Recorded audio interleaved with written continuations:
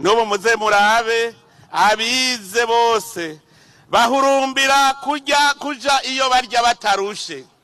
Mu minsi heze narabajije igihugu baba baranyumviye cyo bakirusha ubwiza Burundi, ndakibura jewe n'abandi baravuga ko ataco barabona ciza kurusha Burundi. Nca ndabaza nti none hajya muhurumbira kugenda hanze mugiye kurondera iki? Ntamugiye kurondera karuta kandi. Tubiravye neza twasanze abava ngaha bagiye guhurumbira ibindi bihugu babahunze gukora, babahunze ibikorwa kugira ngo bagende mu bihugu baba bakoze gushikaho batera imbere. Nta gihugu tuzobona na kimwe cateye imbere bene co badakora.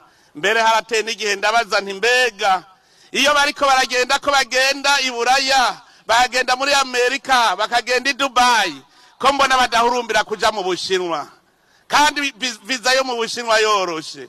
Ncasanga mu Bushinwa nta urya adakoze.